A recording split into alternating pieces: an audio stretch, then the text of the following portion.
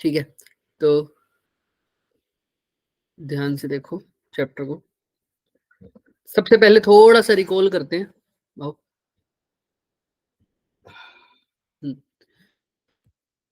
किसकी ज्वाइन नहीं हो रही क्लास?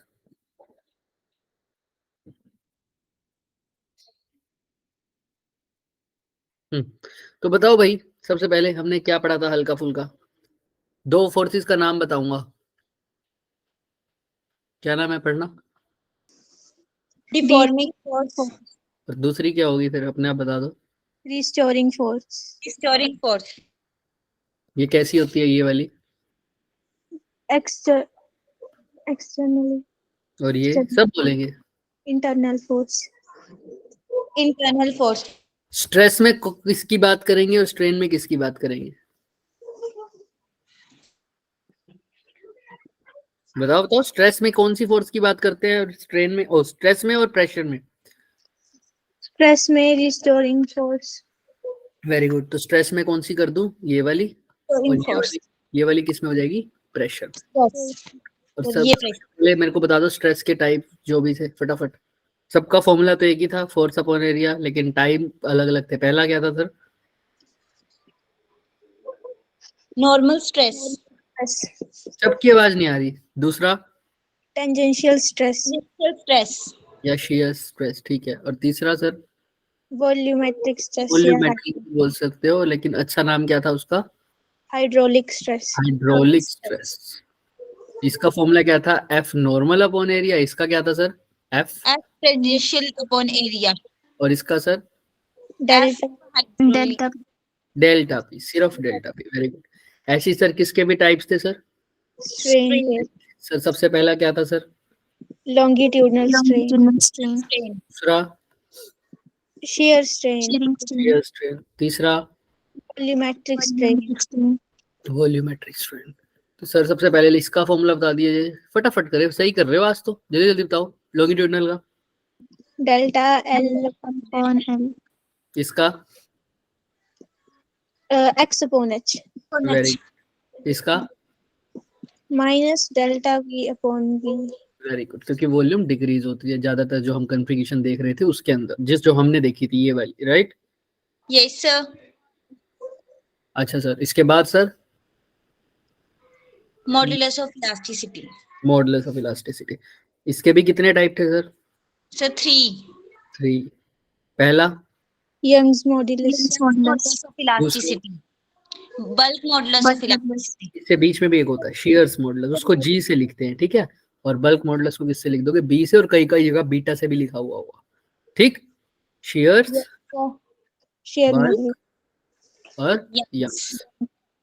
फॉर्मूला सबका एक ही होता है, स्ट्रेस अपॉन स्ट्रेन। लेकिन इसका कौन सा स्ट्रेस होगा sir? Normal stress upon longitudinal strain. Very good. Next, इसमें सर शियर्स में सब बोलेंगे सब sir? Tangential stress upon shear strain। Shear strain. और इसका sir? Hydraulic stress upon volumetric strain. अगर मैं फॉर्मूले में बात करूं तो कोई दिक्कत होगी? फॉर्मूले में बताना।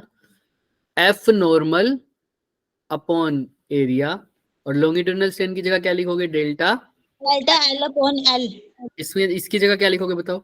इसमें फॉर्मूले में टेंजेंशियल स्ट्रेस की जगह क्या लिखोगे? F T upon A X upon H. और इसमें सर हाइड्रोलिक वाले में क्या लिखोगे? Minus delta P upon delta V by V. Minus आगे लगा दिया मैंने सीधा, कोई दिक्कत तो नहीं है? No sir. आइए सर, तो इन्हीं से रिलेटेड, और हमने वो कर्व तो करी ही थी सर, याद है क्या आप सबको? Yes sir. सर यहाँ से यहाँ तक था, उसके बाद सर एकदम से बढ़ तो रहा था, फिर ये बढ़ता बढ़ता फिर ये ऐसा हो जाता, राइट? ऐसा कुछ था ना कर्व में? यस हल्का सर। तो आपको अच्छे से बताए तो दोबारा बना देते हैं सर। शुरू में कौन सा लो फॉलो होता था सर? मान लो ये ओ से ए। Hooke's law. Very good, Hooke's law. क्या बोलता था Hooke's law? Stress is directly proportional to strain. Note कर लेना ये बात, ये तुम्हारे पेपर में पूछी जा सकती है, जो बोर्ड जो तुम्हारा स्कूल का एग्जाम है। जेई में तो बच्चे वाला क्वेश्चन नहीं आएगा ये वाला, बट बोर्ड तुम्हारे एग्जाम्स में पूछ सकता है। हुक्स लॉ और कर्व बताओ, स्ट्रेस और स्ट्रेन कर्व, ये बहुत इंपॉर्टेंट क्वेश्चन है। सीधा 3 नंबर में अगर आते हैं, 3 नंबर के आते हैं ये तुम्हारे में, Yes, यस sir. सर आते हैं। तो सीधा 3 नंबर में आने के चांसेस है। ड्रॉ स्ट्रेस स्ट्रेन कर्व और एक्सप्लेन करो इलास्टिक रीजन और प्लास्टिक रीजन, सीधा पूछेगा वो। एक बच्चे की मम्मी का फोन आया था मेरे पास, B2 क्लास में था शायद, 12th सेकंड बैच में। तो उस बच्चे ने क्या कर रहा हुआ था, सब कुछ सही कर रखा था उसने, मतलब वो लिखने की कोशिश तो सही कर रहा था, लेकिन उससे इंग्लिश नहीं बनी, इस वजह से उसके सारे क्वेश्चंस गलत हो गए। समझ रहे हो? तो Yes, sir. कंसेप्ट सीखना तो यहाँ पर काम है तुम्हारा, लेकिन मेन काम कंसेप्ट सीखने का थोड़ी है। अगर एग्जाम्स की बात करोगे, जेई में तो चलो डेफिनेशन नहीं आती, एमसीक्यू आते हैं, तो तुम्हारी इंग्लिश इतनी चेक नहीं होती। जिसको पढ़ना आता है, समझना आता है, लिखना चाहे नहीं भी आता है इंग्लिश में, उसका भी सर जाता है काम। बट जब तुम्हारे एग्जाम होंगे उसमें तो तुम्हें इंग्लिश में लिखना पड़ेगा ना, यस और नो? Yes, sir. तो जिस बच्चे को लिखने की प्रैक्टिस नहीं है, अब जो उसको पता है कि हुक्स लॉ क्या स्टेट करता है, उसको पता है कि stress directly proportional to strain, इसका मतलब होता है हुक्स लॉ। ये हुक्स ने बताया था, इसलिए इसका नाम हो गया हुक्स लॉ। लेकिन इस बात को कैसे बताएगा वो बच्चा, तुम कैसे लिखोगे, वही डिपेंड करता है तुम्हें कितने नंबर मिलेंगे। समझ में आ रहा है? According to the Hooke's law, the stress on a material is directly proportional to strain, and the reason where the graph is straight line follows the Hooke's law। ऐसे लिखना पड़ेगा तुम्हें, तब जाके नंबर मिलेंगे। ऐसे थोड़ी बोलेगा, अगर कोई बोल देगा हुक्स लॉ क्या होता है तो तुम लिख के आ जाओगे stress is directly proportional to strain is Hooke's law, वो तुम्हें आधा नंबर दे देगा फिर 3 नंबर के क्वेश्चन में। समझ में आ रहा है? तो कहाँ दिक्कत आ रही है? Yes, ये sir. अपनी अभी से सुधार Yes, करना चीज, ताकि 12th में, क्योंकि 12th में अगर जेई भी देना है तुमको, तो भी तुम्हारे पास 75% जो है, चल मैं जनरल कैटेगरी की बात कर रहा हूँ, 75% तो तुम्हें लेने ही पड़ते हैं ना, तब जाके तुम जेई मेंस के लिए भी एलिजिबल होगे। तो अगर 11th अच्छे से स्कूल एग्जाम्स के लिए निकाल लोगे तो 12th अपने आप निकल जाएगी। ठीक है? तो किसी भी बच्चे को ये दिक्कत नहीं रहनी चाहिए अब कि मेरे को इंग्लिश बनानी नहीं आ रही चीजों की। समझ में आ रही है सबको? Yes, sir. कैसे दूर होगी? वो दूर ऐसे होगी कि कभी भी लर्न मत किया करो बुक से। उस बच्चे ने क्या किया हुआ था, उस बच्चे ने बुक्स की जो लैंग्वेज होती है ना, बिल्कुल जो बुक की लैंग्वेज होती है, वो लर्न करके आ गया था वो, और उसने वही लिखने की कोशिश करी। बट सारी चीजें लर्न थोड़ी रह सकती है, फिर इसका नाम केमिस्ट्री ना हो जाता? क्यों? है ना? तो सर फिजिक्स है ना, तो थोड़ा समझ के लिखना है, याद रखना इस बात को। कुछ भी बुकिश नहीं लिखना, तुम्हारे को जो समझ में आता है वैसा लिखो, लेकिन लिख के एक बार अपने टीचर से या मेरे पास सेंड कर दो कि सर ये लैंग्वेज मैंने लिखी है, ये डेफिनेशन क्या ये सही लिख रही है, इसमें सेंस बन रही है या नहीं बन रही। समझ में आ रहा है? तो टीचर की भी गलती नहीं होती उसमें। अगर तुम ऐसा लिखाओगे सर हुक्स लॉ यही होता है स्ट्रेस अपॉन स्ट्रेन, लेकिन तुम्हारी लैंग्वेज ही नहीं बन रही ढंग से, तो फिर वो गलती करेंगे ना, और वो गलती नंबर देंगे।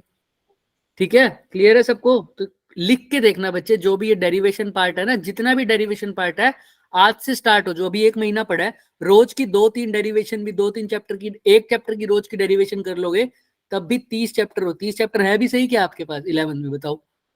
No, sir. ठीक है ना? तो रोज के एक चैप्टर की डेरिवेशन खुद से लिखनी है, चाहे देख के लिखो एक बार। क्लियर है? याद रहेगा सबको? Yes sir. चलो फिर, डेरिवेशन में तो सबके साथ यही रहता है। तुम प्रॉब्लम्स में किसी के साथ कर सकते हो कि प्रॉब्लम मेरे को टाइम टू टाइम, मेरे पास टाइमिंग है, मैं आराम से सोल्व कर सकता हूँ, लेकिन डेरिवेशन चाहे कोई किसी भी लेवल पर हो, एक बार उसको लिख कर देखनी ही पड़ती है। चलें आगे, आओ फिर।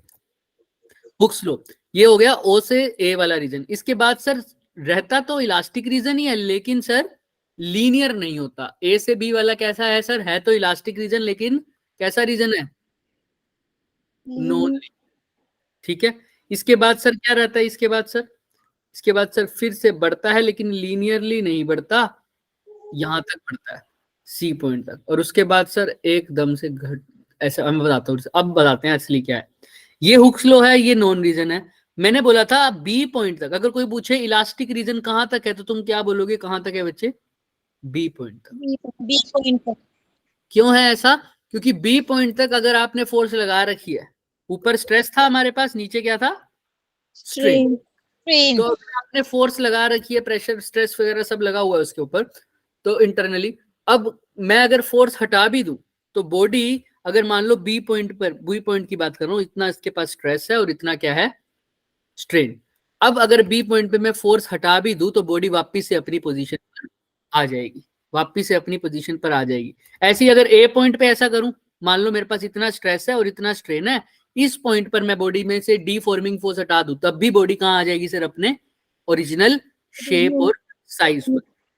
अब तुमसे पूछ सकता है, यही बता रहा हूं मैं, ओ से बी वाले रीजन को इलास्टिक रीजन इसीलिए कहा गया है क्योंकि सर अगर ओ से बी वाले रीजन पर आप कहीं पर भी किसी भी पॉइंट पर डीफॉर्मिंग फोर्स हटा दो तो बॉडी वापस अपने ओरिजिनल शेप और साइज पर आ जाएगी। समझ में आ रहा है क्या सबको? तो मैं क्या लिखूं, ओ से बी वाला रीजन कैसा रीजन है, इलास्टिक। इलास्टिक। किसी को कोई दिक्कत है तो पूछ लो, क्यों इलास्टिक है? सबको समझ में आ रही है ये बात? Yes sir. Yes, तो sir. कौन बताएगा मेरे को? हैंड रेस करो, जो भी बता देगा वही पेपर में लिख के आ पाएगा। हैंड रेस करो, शर्माना मत, बताओ। ओ से बी क्यों इलास्टिक रीजन है? हैंड रेस करो। अभी नहीं हैंड रेस कर रहे तो पेपर में क्या लिख के आओगे? बताओ बच्चे। सर ओ से बी इसीलिए इलास्टिक रीजन है क्योंकि अगर हम ए पॉइंट पे अगर हम फोर्स हटा भी देंगे तो जो इस ओ से बी रीजन में कहीं पर भी हम फोर्स हटा भी देंगे तो जो बॉडी होगी वो अपनी ओरिजिनल कॉन्फ़िगरेशन में वापस आ जाएगी, Very शेप good. हाँ, ओरिजिनल कर। सबको समझ में आ रहा है? जिसको समझ में आ रहा है अपना इमोजी भेजो, वरना पूछो मेरे से। Yes sir. चलो फिर, अब सर बी से सी क्या हुआ? बी से आगे सी तक का जो रीजन होता है वो कैसा रीजन होता है? Plastic reason. कैसा रीजन होता है बच्चे? बोलो मेरे साथ साथ, कौन सा रीजन है? Plastic reason. अब प्लास्टिक का मतलब बिल्कुल इलास्टिक का अपोजिट, मतलब अब अगर डीफॉर्मिंग फोर्स हटा दी तो बॉडी अपनी ओरिजिनल शेप और साइज में वापस नहीं नहीं आएगी। तो इसीलिए इस रीजन को क्या कहा जाता है?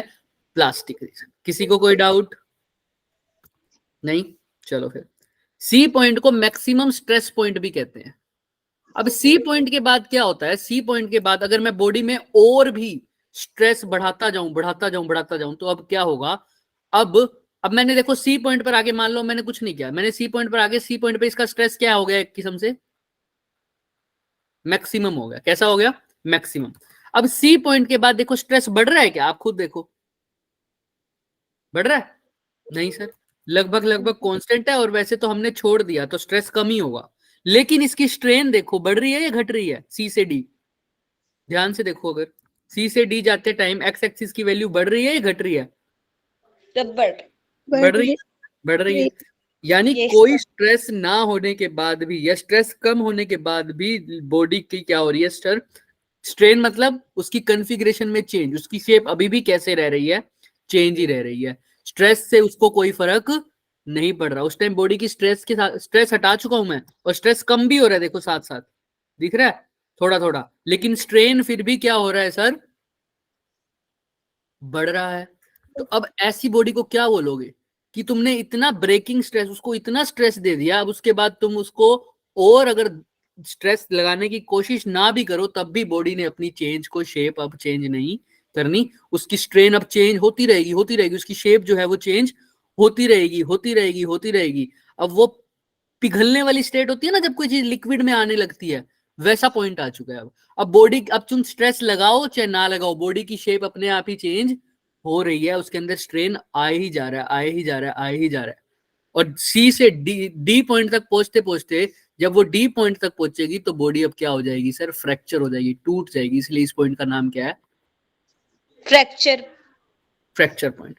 तो सी क्या है? अल्टीमेट या मैक्सिमम स्ट्रेस पॉइंट, की इतना ही बॉडी झेल सकती है। अब सी के बाद चाहे आपने मैक्सिमम स्ट्रेस लगा दिया, जितना तोड़ने के लिए लगा सकता था उसको लगा दिया, अब उसके बाद तो बॉडी अपने आप ही शेप चेंज करती रहेगी, करती रहेगी। सी के बाद तो बॉडी से उम्मीद छोड़ दो कि वापस अपनी शेप में आएगी। शेप में क्या, सी के बाद तो ये पक्की बात है कि बॉडी अपने आप ही टूटने वाली है। बॉडी क्या होने वाली है सर? टूटने वाली है। बस वो टूटेगी कौन से पॉइंट पे जाके? डी पॉइंट पे। तुमने एक बार सी पॉइंट तक रीच कर गए तो तुम अपने आप मान लो कि अब बॉडी टूटने वाली है, लेकिन कोई बॉडी जल्दी उसी टाइम टूट जाती है, कोई बॉडी थोड़ी टाइम बाद टूटती है। समझ में आ रही है? Yes sir. जैसे ही सी पॉइंट पे रीच हो गए तो तुम क्या समझ लोगे कि बॉडी अब क्या होने वाली है? टूटने वाली है। टूटने वाली है। और सी पॉइंट कौन सा पॉइंट है sir? Maximum stress. Stress point. तो अगर किसी बॉडी पे तुमने मैक्सिमम स्ट्रेस पॉइंट लगा दिया और उसी टाइम बॉडी टूट गई, या उसके कुछ सेकंड, उसके कुछ टाइम बाद ही बॉडी टूट गई, तो वैसी बॉडी क्या होती है बच्चे? ब्रिटल। कैसी बॉडी होती है? ब्रिटल। लेकिन तुमने मैक्सिमम स्ट्रेस लगा दिया और बॉडी अपनी शेप चेंज करती रही करती रही करती रही, और कुछ टाइम के बाद जाकर उस बॉडी ने अपना दम तोड़ा, मतलब फ्रैक्चर हुआ, ऐसी बॉडी को क्या बोलते हैं? डक्टाइल। तो अभी क्वेश्चन पूछा है जेई मेन में भी कि बताओ कौन सा ब्रिटल पॉइंट, कौन सी ब्रिटल ज्यादा है, किसमें डक्टिलिटी ज्यादा है? तो क्या बोलोगे? जिसके अंदर जो प्लास्टिक वाला रीजन है वो ज्यादा है वो डक्टाइल है, जिसके अंदर वो प्लास्टिक वाला रीजन कम है वो कैसा है? ब्रिटल। ब्रिटल है। समझ में आ रहा है? जो भाई मैक्सिमम स्ट्रेस आते ही टूट गई, यानी उसका ये प्लास्टिक वाला रीजन छोटा है, और जो मैक्सिमम स्ट्रेस आने के बाद भी रुक गई, थोड़ा झेल गई और बाद में जाके टूटी, तो वो कैसी रीजन है बच्चे? उसका प्लास्टिक रीजन ज्यादा है, तो वो कैसी बॉडी हो गई बच्चे? क्लियर है सबको? यस और नो? यस तो मैं लिख रहा हूं यहाँ, ब्रिटल बोले तो सर कैसा रीजन? लेस प्लास्ट, मतलब है ना, शॉर्ट प्लास्टिक रीजन ऐसा। और सर डक्टाइल बोले तो लार्ज प्लास्टिक रीजन। अब किसी भी पॉइंट में ओ से बी सी डी किसी भी पॉइंट में कोई दिक्कत रह गई है तो बताओ? No sir. चलो फिर आए। बाकी सब, एक ही बच्चे की आवाज आई है, बाकी सब सो गए? No sir. No sir. सब अपना इमोजी भेजो, फिर थोड़ा वाइब आएगी, पटाखे बजाएंगे। क्लियर है? चलें? Yes sir. चलो फिर। अब ये क्वेश्चन था जो कि मैंने घर से दिया था, किसी ने ट्राई किया इसको? नहीं। देखो ध्यान से देखो पहले इस बात को, अब अगली बार मैं नहीं बताने वाला ये क्वेश्चन, क्योंकि इस बार तो कोई नया कंसेप्ट है, इसीलिए ध्यान से सुनना। एक ही बार बताऊंगा, अगली बार नहीं बताऊंगा मैं। सब ध्यान से सुन रहे हैं? चलो फिर देखो, अब क्या सीन है इसके अंदर? इसके अंदर ये सीन है बच्चे कि तुमको क्या निकालना है, दो तरीके से दो चीजें निकालनी है इस क्वेश्चन में। एक तो सर क्या निकालना है? शियरिंग स्ट्रेस, और दूसरा लॉन्गिट्यूड। स्ट्रेस। अब कौन से सेक्शन में निकालना है? अब पहले तो क्रॉस सेक्शनल एरिया की बात कर रखी है। किसी को ये भी पता है, हम 9th क्लास से पढ़ते आ रहे हैं, क्रॉस सेक्शनल एरिया होता क्या है? ये सर जिस पे फोर्स लगती है उस पर। जरूरी है? अगर फोर्स ना लगे तब क्रॉस सेक्शनल एरिया की तो बात तब भी होती है। क्या होता है क्रॉस सेक्शनल एरिया? सपोज कर लो तुम्हारे पास ये ब्रेड का पैकेट है, दिख रहा है?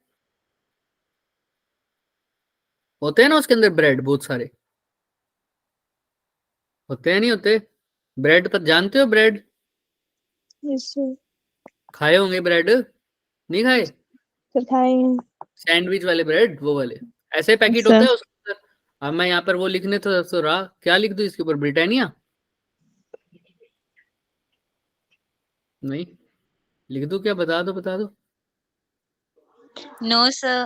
ब्रिटानिया ना लिखूं? चलो फिर ठीक है, तो ब्रिटानिया नहीं लिख रहे सर हम।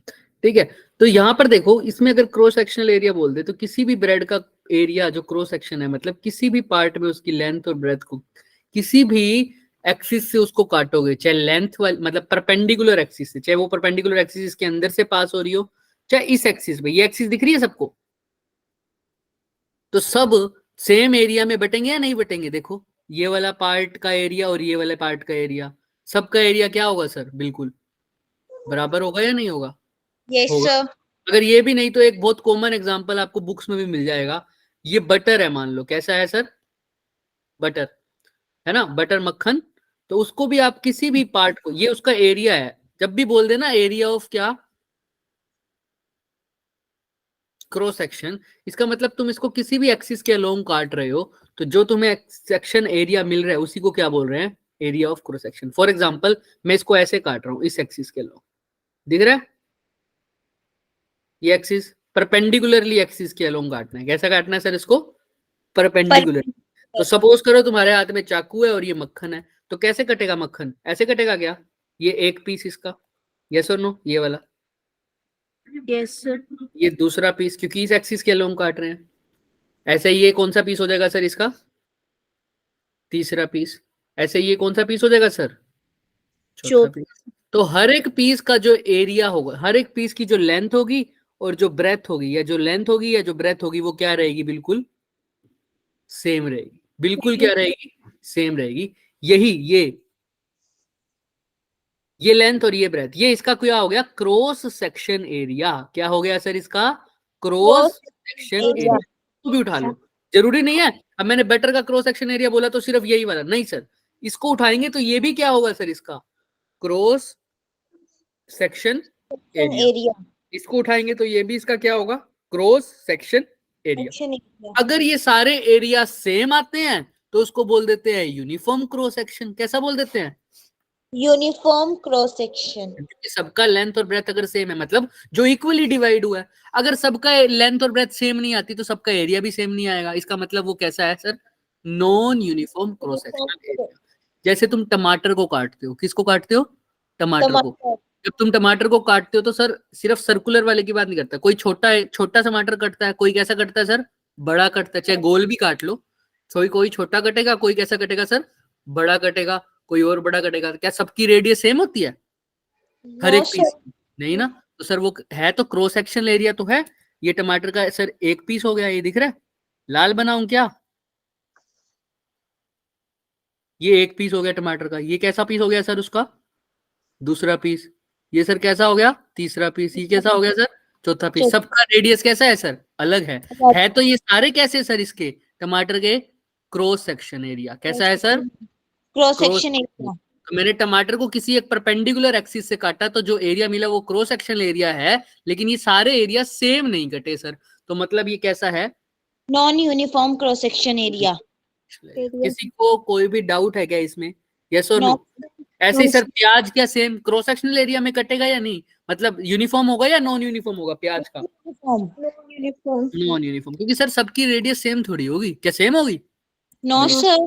सबको ट्रे याद आ गई होगी शादियों वाली, है ना, प्याज रखे हुए हैं सर उस पे, बढ़िया सर का खाना, है ना, ऐसा वही वाला कह रहा हूँ मैं, बिल्कुल बिल्कुल ठीक है। तो सर याद रखना क्रॉस सेक्शनल, यूनिफॉर्म और नॉन यूनिफॉर्म, अब समझ जाओगे सब। अब इसकी बात करते हैं सर, ये अगर स्क्वायर ऐसा था तो इसका क्रॉस सेक्शनल एरिया कैसे होगा सर, या तो ये वाला हिस्सा या ये वाला हिस्सा काट दिया सर किसी भी परपेंडिकुलर एक्सिस से, तो ये जो सारे हिस्से कटेंगे ये सारे कैसे होंगे सर, एरिया ऑफ क्या बोलूंगा उसको, क्रॉस सेक्शन। Cross section. तो किसी भी एरिया को उठा लो, वो उसका एरिया दे रखा है अपने को क्या, ए। किसी भी एक चीज से काट दो, समझ रहे हो। अगर ये वाला हिस्सा देख रहे हो तो इसका एरिया क्या होगा, ए। इसका काटोगे तो इसका भी क्या होगा सर, ए। इसका काटोगे तो अब भी क्या होगा सर, ए। क्लियर है सर, हाँ या ना, अब समझ में आ रहा है क्रॉस सेक्शन का मतलब, ठीक है सर। लेकिन उसने क्या कह रखा है, तुमने निकालना तो है लेकिन इस स्क्वायर पे नहीं, इस क्रॉस सेक्शन पे नहीं, जो क्रॉस सेक्शन हमने दे रखा है, जो साइड हमने दे रखी है उसके अलोंग। इन्होंने किसके अलोंग पूछा हुआ है section, A and B. A and B. तो अब क्रॉस सेक्शन ऐसे नहीं कटेगा सर, कैसे कटेगा सर, थोड़ा सा टेढ़ा, ये दिख रहा है, यस सर। तो ये हो जाएगा अब हमारा क्या, क्रॉस सेक्शन एरिया। समझ में आ रहा है सबको, यस और नो? Yes sir. हमें गिवन कैसा हुआ है, जो ए है ये कैसा गिवन है सर, बिल्कुल स्ट्रेट वाला दिख रहा है, ये वाला। Yes sir. और हमको कौन से सेक्शन पे फोर्स स्ट्रेस निकालना है, ये टेढ़े वाले पे। दिख रहा है ना सबको, फर्क समझ में आ रहा है? Yes sir. इसको मैं ए डैश बी डैश बोल रहा हूँ। ए डैश बी डैश का अगर एरिया पूछे तो क्या बोलोगे, ए डैश बी डैश सेक्शन का, ए वेरी गुड। लेकिन हमको जो यूज करना है वो कौन से सेक्शन का यूज करना है, ए और बी। ए और बी। तो ए बी का सेक्शन एरिया हमको पहले निकालना पड़ेगा, बट उसके लिए भी पहले देखना पड़ेगा शेयरिंग स्ट्रेन निकालना है। और पहले तो इसका एरिया ही निकाल देते हैं, आओ। कैसे निकालोगे सर, अब एक बात बताओ, ए डैश बी डैश क्या सिर्फ यही वाला होगा, ये वाला ले लूं तो वो क्या ए डैश बी डैश नहीं माना जाएगा? Yes sir. सर ये भी होगा, क्योंकि हमने स्लाइसिस में देख लिया अब एरिया ऑफ क्रॉस सेक्शन का मतलब किसी भी एंड पर काटो वो सारे क्या होंगे, उसके क्रॉस सेक्शन होंगे, यस और नो? और उसने साफ साफ मेंशन भी किया ये कैसा क्रॉस सेक्शन है, यूनिफॉर्म क्रॉस सेक्शन। इसका एरिया क्या होगा, ए। तो मैंने एक सेक्शन ऐसे काटा, इसका एरिया तो क्या था सर, ए। राइट। लेकिन मेरे को जो चाहिए था वो सेक्शन थोड़ा सा कैसा है सर, थोड़ा सा टेढ़ा।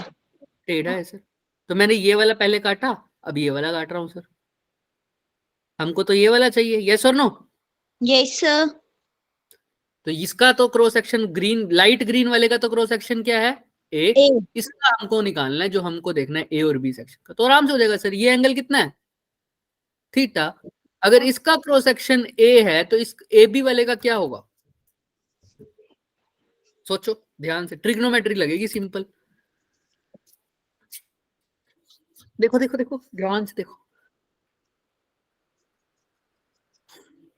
इसको नाम दे दो ए डैश बोल दो इसको। बताओ सर, मेरे को ए बी वाले का मानना है, उसका क्रॉस सेक्शन एक बार के लिए क्या मान लूं, एक्स मान लूं। एक्स की वैल्यू निकालनी, कैसे निकालोगे सर, ये दे रखा है आपको और एक्स निकालना है, कौन सा थीटा लगेगा बताना। ये कौन सी साइड हो जाती है ये, और ये कौन सी साइड हो जाती है बताओ। इस साइड का नाम क्या बोलोगे, परपेंडिकुलर। और इसको, हाइपोटेन्यूज। तो परपेंडिकुलर हाइपोटेन्यूज एक ही थीटा बनता है हमारा। वैसे तो दो बनते हैं, लेकिन हमको तो एक पता है, फटाफट बता सकते हैं जो साइन थीटा। Sine theta. तो परपेंडिकुलर हाइपोटेन्यूज लगा दो साइन थीटा। तो सर परपेंडिकुलर क्या है सर बताना, ए। ए। तो बोलो ना, सारे बोलो।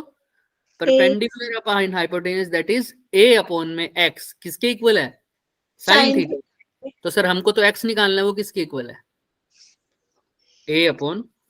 Sine theta. तो जो हमने एरिया निकालना है सेक्शन ए बी का, अब लिख दो area of section A B कितना आया है, ए अपॉन। कौन साइन थीटा। बस अब एरिया की जगह A upon sine theta put करना है। किसी को कोई शक, सवाल, शंका, संदेह बताइए। No sir. चलो बाकी सब, नो सर। चलो फिर। अब सर अब तो काम खत्म सर। लेकिन सर ये फोर्स भी तो दे रखी है, फोर्स भी तो इसी पे ही देख रखी होगी ना। आओ देखते हैं, इस क्रॉस सेक्शन एरिया को एक बार अलग से काट दो। यही क्रॉस सेक्शन है क्या, हाँ जी सर। Yes sir. इसके अंदर ये एंगल थीटा है अगर बच्चे, तो सर फोर्स कैसे लग रही है इसके ऊपर, हॉरिजॉन्टल बिल्कुल, ये वाली फोर्स ऐसे लग रही होगी, यस यस सर, है ना। तो अगर ये थीटा है तो बच्चे, अगर ये थीटा है ये वाली, इसको सिर्फ एक लाइन दिखा देता हूं तब आप ज्यादा अच्छे समझोगे। ये मेरा लाइट ग्रीन वाला एरिया ऑफ क्रॉस सेक्शन है, ठीक। ये ए बी सेक्शन है, ठीक है। इसको काटा है, ये एंगल कितना है, थीटा। और इस पे फोर्स कुछ ऐसे लग रही है सर। तो अगर ये थीटा है तो इसको भी थीटा बोल सकता हूं क्या, यस और नो, देख लो अच्छे से, देखो देखो देखो। अगर ये थीटा है तो ये भी थीटा होगा, बोलो। Yes sir. ये देख लो, इसको थोड़ा एक्सटेंड कर दो, अब तो दिख रहा होगा सर अल्टरनेट वाले। यस ये सर। थीटा तो ये भी थीटा। तो अगर ये थीटा बच्चे तो इस एफ के दो कंपोनेंट हो जाएंगे, एक ये, क्यों कर रहा हूँ वही बताऊंगा। ये कौन सा हो जाएगा थीटा के साथ वाला, F cos theta. Cos theta. और इसके बिल्कुल क्या, परपेंडिकुलर परपेंडिकुलर वाला, वो क्या हो जाएगा F sine theta. Sine theta. अब ये क्यों करे सर, क्योंकि हमको निकालना है एक तो शेयरिंग स्ट्रेन, एक लॉन्गिट्यूडनल। पहले निकालते हैं sharing strain, sharing stress, sorry sharing stress निकालते हैं। शेयरिंग स्ट्रेस का फॉर्मूला क्या था बच्चे, मतलब वही टेंजेंशियल वाला। तो क्या फॉर्मूला था उसका, F tangential upon upon area. Area F tangential, area तो पता है सर, क्या पुट करना है, A upon upon sine theta. Sine theta. अब एफ टेंजेंशियल क्या पुट करूं, एफ टेंजेंशियल कौन सा होता था सर, जो सरफेस के परपेंडिकुलर फोर्स लगती थी या सरफेस के साथ साथ जो लगती थी, याद करो। ये हमने एक डायग्राम बनाया था, ये वाला याद है, यस इसको सर। आगे बढ़ा दिया था सर, ये नीचे वाली चीज वहीं रह गई थी, याद करो। यस तो सर। यहाँ पर ऐसे फोर्स लगी थी, तो ये सरफेस के परपेंडिकुलर लगी है ऊपर वाले, या उसके बिल्कुल पैरेलल लगी है, टेंजेंशियल लगी है, पैरेलल लगी है। पैरेलल लगी है, टेंजेंशियल लगी है। याद रखना, टेंजेंशियल फोर्स, ये वाली फोर्स हमेशा टेंजेंशियल यानी सरफेस के पैरेलल लगती है। तो इसमें देखो, यानी ए बी सेक्शन के जो पैरेलल फोर्स लगेगी वो वाली लेनी है टेंजेंशियल फोर्स। तो बताओ कौन सी लग रही है, एफ कोस थीटा या एफ साइन थीटा, जो पैरेलल लग रही है ए बी के, एफ बोलो। Cos theta.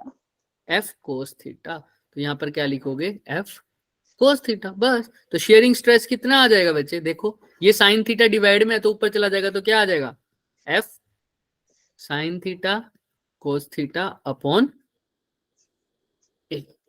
क्लियर है क्या सबको, देख लो अच्छे से, देखो देखो आराम से देखो, टाइम है हमारे पास। आज नहीं हुए पूरे पीवाईक्यूज तो कल भी कर लेंगे हमारे पास, परसों जब भी हमारा नेक्स्ट क्लास होगी। क्लियर है सबको ये बात, देखो अच्छे से। Yes, sir. अच्छा, जिसको क्लियर है तो मेरे को निकाल के दिखाओ कौन सा स्ट्रेस, longitudinal stress, लॉन्गिट्यूडनल।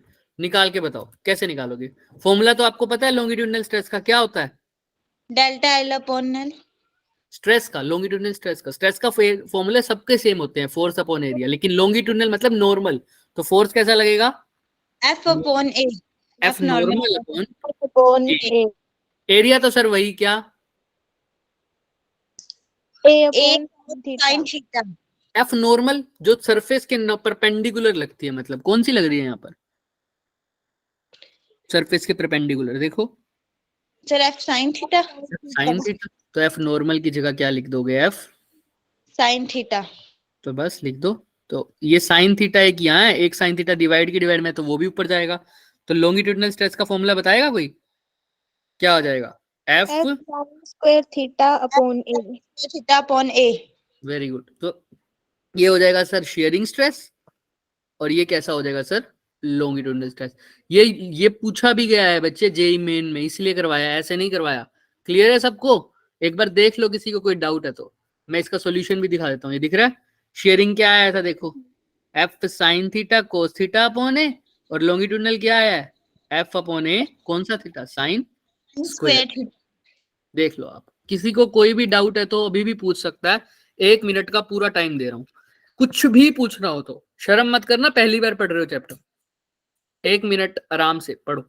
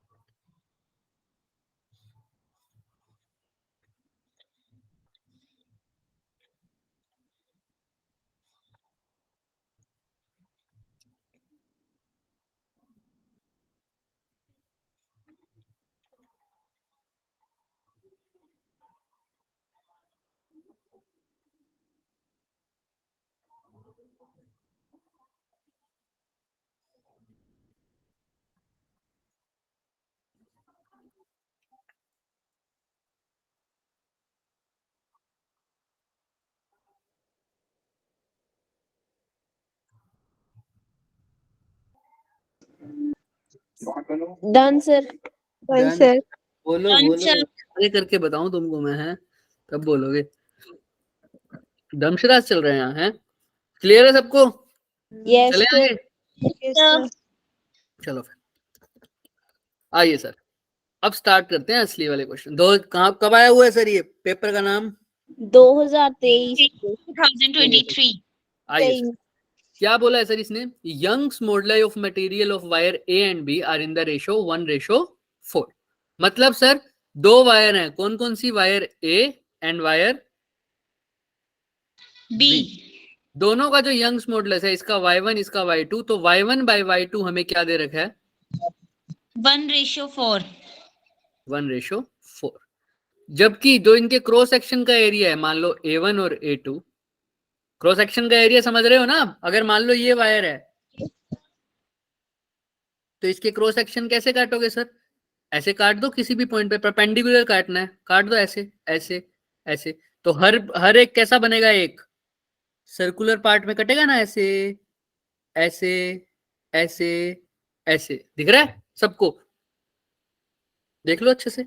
ये अगर एक वायर है, ये एक वायर है बच्चे, दिख रही है सबको, ये वायर वायर ऐसी होती है एक्चुअल में, तो इसको काट दो किसी भी परपेंडिकुलर, इस परपेंडिकुलर एक्सिस से काट दें क्या, ऐसे काटोगे तो सर ऐसा कुछ कटेगा, यहां पर ये कटेगा ऐसे, है ना, ऐसा एक पीस वायर को बीच में से काटोगे तो सर ऐसे ही सर्कुलर सा नहीं कटेगा, थोड़ा थोड़ा ऐसा, Yes, ये sir. वाला portion। ऐसे यहाँ से काटोगे तो सर कुछ ऐसा कटेगा, और यहाँ से काटोगे तो कुछ ऐसा कटेगा, यहाँ से काटोगे तो कुछ ऐसा कटेगा, ऐसे ही कट रहा है ना। तो क्या क्या कट रहा है हर बार, क्या कट रहा है एक, क्या कट रहा है हर बार एक कौन सी शेप कट रही है हर बार? Circular shape. हाँ, सर्कुलर शेप। Circular. इसलिए तो जब सिलेंडर का तुम क्रॉस सेक्शनल एरिया लिखते हो तो क्या लिखते हो? पाई आर स्क्वायर। क्योंकि sir area of cross section का मतलब है सर वो जो काट रहे हो तो वो कैसा शेप आ रही है हर बार? सर्कुलर आ रही है। तो कभी सोचा ही नहीं सर ये पाई आर स्क्वायर क्यों लिखते हैं? समझ में आ रही है बात, Yes. है ना?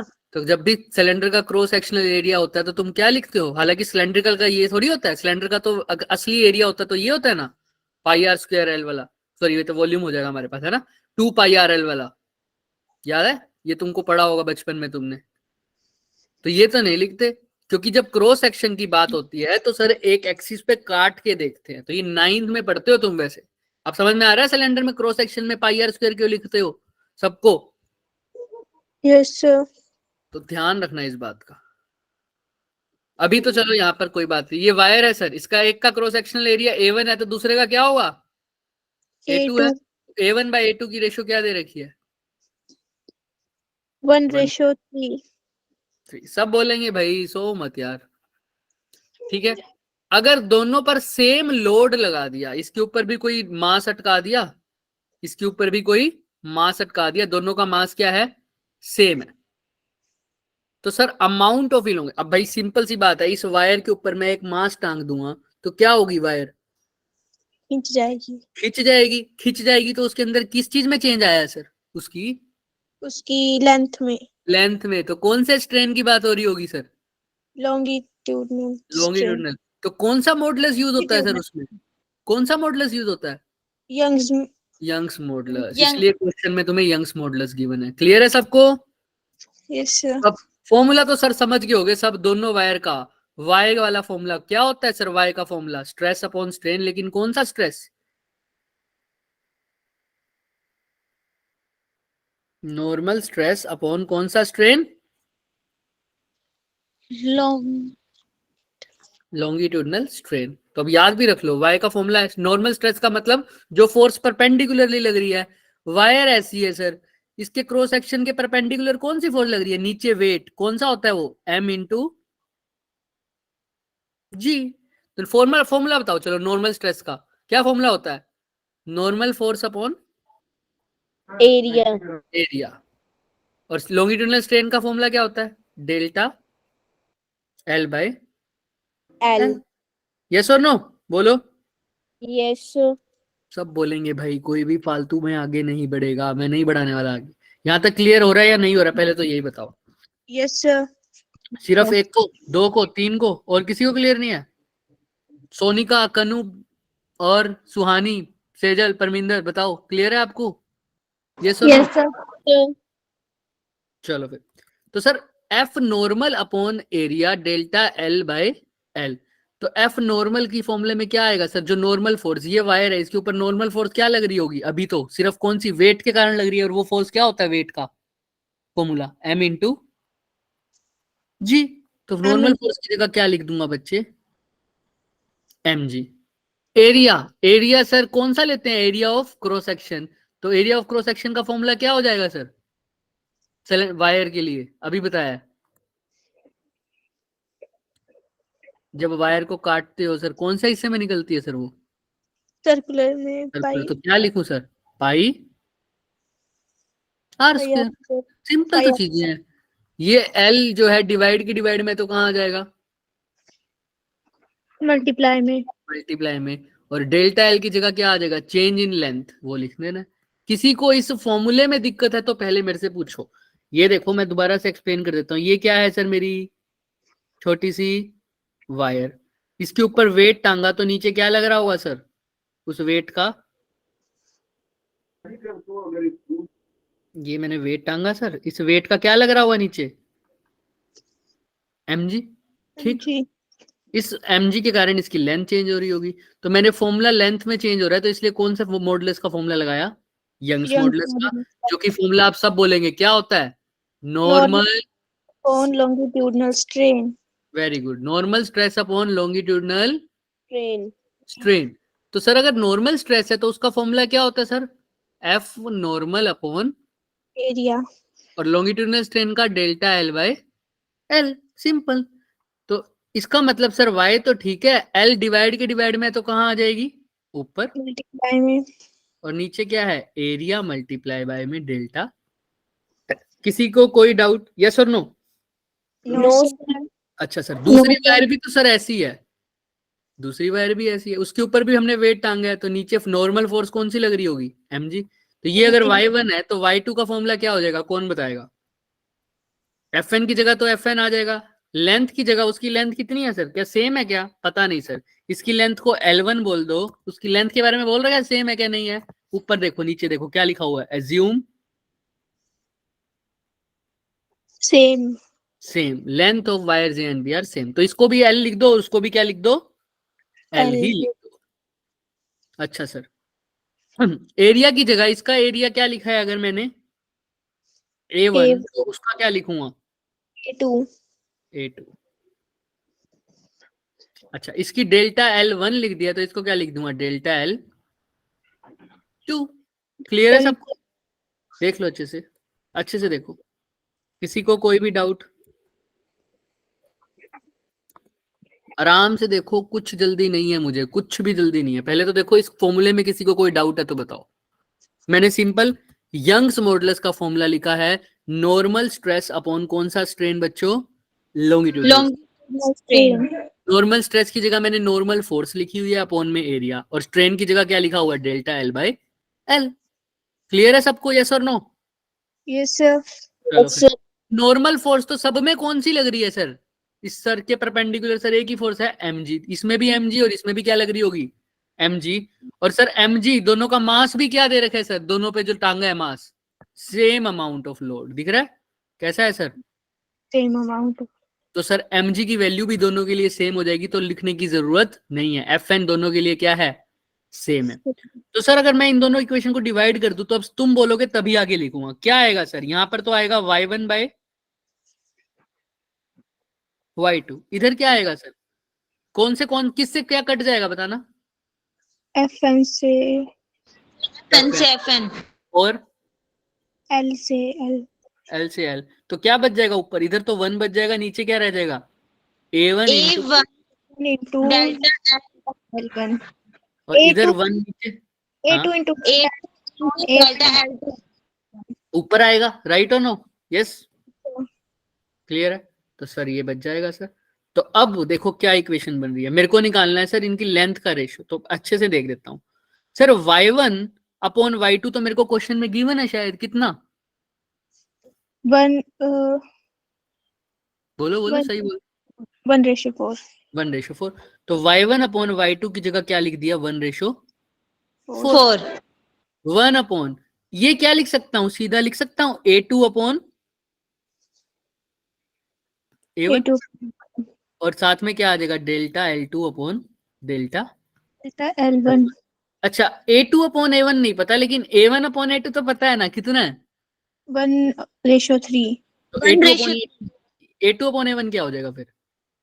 3:1 और delta L2 by delta L1।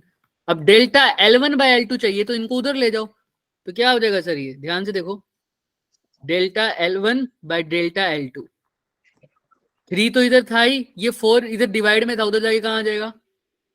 Multiply में। तो डेल्टा L1 बाई L2 कितना आ गया बच्चा बताना? से 12 1 12:1। तो ऑप्शन 1 बताओ। ऑप्शन सी दिख रहा है सबको? कौन सा ऑप्शन आ रहा है? Option number C, 12:1। किसी को कोई डाउट? देख लो यहाँ पर, ये देखो यही आ रहा है, दिख रहा है आंसर? यस सर अच्छे से देखो, मेरे को कोई जल्दी नहीं है, मैं दोनों जो क्वेश्चन हैं मैं कल नेक्स्ट लेक्चर में भी पूरे करवा सकता हूँ, कोई सिलेबस की जल्दी नहीं है। पहले देखो यहाँ पर, किसी को कुछ भी पूछना है सर यहाँ पर ये फॉर्मूला क्यों लगा, ये लेंथ क्यों आई सर, ये डेल्टा एल कैसे आ गया सर, फोर्स को mg ही क्यों लिया, कुछ भी पूछना है तो अभी पूछो, 1 मिनट का टाइम है तुम्हारे पास, फिर नेक्स्ट क्वेश्चन पर आएंगे, क्योंकि सारे क्वेश्चन सबसे ज्यादा यंग्स मॉडुलस पूछा जाता है सबसे ज्यादा। तो ज्यादातर क्वेश्चन इसी के आए हुए हैं 2023 में भी, अभी कर दिखाऊंगा अगला क्वेश्चन भी। यहां तक किसी को कोई डाउट? No sir. अपना इमोजी भेजो वरना फिर मेरे से पूछो हैंड रेज करके। चलो फिर बढ़िया।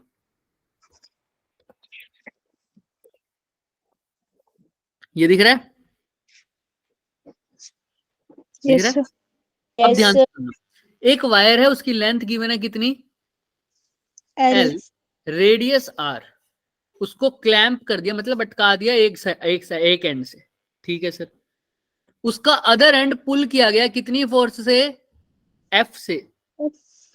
एक एंड तो उसका लटका दिया सर, दूसरे चाहे यहां लटका दो तब भी बात सेम है। तो मैंने एक परपेंडिकुलर फोर्स लगाई होगी एफ, ठीक। एक एंड उसका लटका दिया सर, यहां से क्लैंप कर दिया सर। ऐसे भी कर सकते हैं हालांकि, और हम दूसरे तरीके से भी कर सकते हैं, कोई दिक्कत नहीं है, ठीक है सर। ये वायर बहुत पतली दिखाते हैं ताकि तुम्हें समझ में आ जाए, क्रॉस सेक्शनल है इसलिए मैं मोटा दिखा रहा हूँ वायर को, वरना वायर सिर्फ ऐसे दिखाते हैं वो, ठीक। इसको एफ लेंथ से क्या कर दिया सर? खींचा गया। इस पीली वायर को किस लेंथ, किस फोर्स से खींचा गया? सॉरी, एफ फोर्स से। अच्छा सर, उसके बाद क्या इस वायर की लेंथ कितनी दे रखी है बच्चों?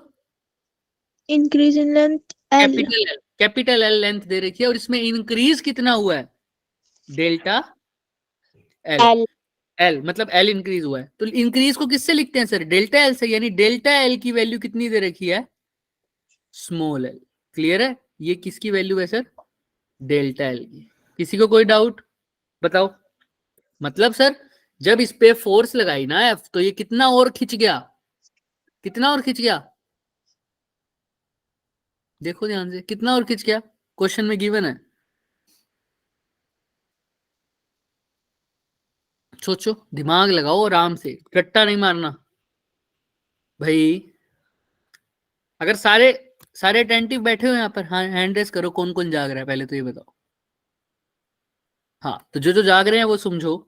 बच्चों मैंने एक वायर को यहाँ पे टांग दिया, एक एक एंड उसका यहाँ लटका दिया, दूसरे एंड को मैं क्या कर रहा हूँ सर? खींच रहा हूँ। कितनी फोर्स से खींच रहा हूँ? मतलब ये वायर थी ए बी, इसकी लेंथ गिवन थी कौन सा एल? Capital L. पूरा बोलो। कैपिटल एल गिवन थी। अब इसको बी पॉइंट से मैंने एक फोर्स लगाई, कितनी फोर्स लगाई बच्चे? F force. एफ फोर्स लगाई। तो उस एफ फोर्स को मैंने ऐसे दिखा दिया। इस एफ फोर्स लगाने के बाद क्या हो गया सर? इसकी लेंथ में चेंज आ गया, और ये वायर कुछ क्या हो गई? अब लेंथ लंबी हो गई। कितना लेंथ लंबी हो गई sir? Small L. Small L length. समझ में आ रहा है? इसके अंदर ये वाली लेंथ क्या आ गई सर? फालतू आ गई। इसको क्या बोला? एल। पहले लेंथ कितनी थी सर? सिर्फ कैपिटल एल। Capital L. तो कितना चेंज हुआ सर? स्मॉल एल का चेंज आया। किसी को कोई doubt? No F force sir. लगाने के बाद अब क्या कह रहा है सर? तो अनदर वायर सेम मटेरियल, दूसरा वायर सर उसकी सेम मटेरियल है बिल्कुल, तो उसको भी एक एंड से क्या किया है सर? टांग रखा है। दूसरे एंड पर उसकी लेंथ कितनी है पहले तो वो बताओ, गिवन है। 2L। 2 इंटू कैपिटल, तो 2 इंटू कैपिटल है। इस पे भी क्या लगाया है सर? इसकी रेडियस गिवन है कितनी? 2r। उसकी रेडियस कितनी थी सर? r। इस पे कितने का फोर्स लगाया है सर? अब क्वेश्चन में देखो, जो ये बड़ी वैल्यू 2f का, कितने का? 2f का। तो सर इस पे भी फोर्स लगा दो सर, कितने का? 2f का। अब इसकी लेंथ में कितना चेंज आएगा? ये तुमसे क्या किया है? पूछा है बच्चे। इसकी लेंथ में कितना क्या आएगा? चेंज आएगा। ये 2l तो रहेगा ही रहेगा, इसके बाद इसमें कितना और चेंज आएगा? डेल्टा एल की वैल्यू आपसे पूछी है। क्वेश्चन समझ में आया सबको? कितनी वायर है क्वेश्चन में बताना एक बारी? 2 वायर है। 2 वायर है ना। पहली लेंथ वायर का सब कुछ गिवन है, उसके ऊपर फोर्स, उसके एरिया के बारे में, उसकी लेंथ के बारे में। दूसरी वायर के लिए भी क्या पूछा है? सिर्फ फोर्स लगाने पर क्या हो जाए, उसकी कितनी लेंथ में चेंज आएगा वो आपसे पूछा। यानी किस चीज की वैल्यू पूछा, कोई बता सकता है? एल की, एफ की, किस चीज की वैल्यू पूछा है? एल की। एल की। एल तो गिवन है कितना दूसरी वायर का? 2l। फिर क्या पूछा है सर? ध्यान से सुनो, देखो लास्ट में क्या लिखा हुआ है, क्या निकालना है? द, इंक्रीज इन लेंथ यानी इंक्रीज मतलब चेंज, और चेंज को कैसे लिखते हैं हम? Delta L. Delta L. तो क्वेश्चन में क्या पूछा हुआ है सर? Delta L. क्या पूछा हुआ है? Delta L. आओ सर इक्वेशन लिखते हैं। सर सबसे पहले देखो वायर, दोनों वायर का क्या सेम है, क्या सेम है, देखो कुछ लिखा हुआ है, क्वेश्चन अच्छे से पढ़ना सीखो। देखो क्या गिवन है कि इन दोनों में क्या सिमिलैरिटी क्या है वायर में।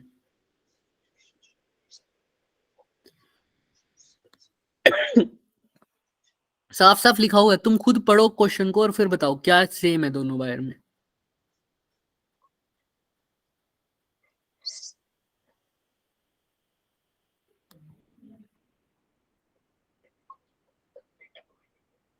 लास्ट क्वेश्चन है ये, लास्ट क्वेश्चन। बताओ क्या गिवन है, एक ही चीज तो गिवन है, सेम, साफ साफ लिखा ही हुआ है उसने। Same material length. सेम क्या है, मटेरियल। तो अगर इनका सेम मटेरियल है, और वैसे बताओ किस चीज में इंक्रीज हो रहा है, लेंथ में, वॉल्यूम में, किस चीज में, लेंथ। तो कौन से मॉडुलस की बात होगी, मॉड्यूलस। Young's modulus. और सेम मटेरियल का मतलब यही है कि इनके दोनों का यंग्स मॉडुलस क्या है, सेम। क्लियर है। इसका अगर यंग्स मॉडुलस y1 है, इसका y2 है, तो y1 किसके इक्वल है बच्चे, y2। क्लियर है सबको। क्यों है सर ऐसा, क्योंकि दोनों का मटेरियल क्या है, सेम। सेम। अब तो कुछ करना ही नहीं, y1 की वैल्यू निकालते हैं पहले। आओ, क्या होगी तुम्हारे हिसाब से, क्या होता है y1 का फॉर्मूला, आप बताओ तुम। कौन सा स्ट्रेस अपॉन कौन सा स्ट्रेन, जल्दी बताओ।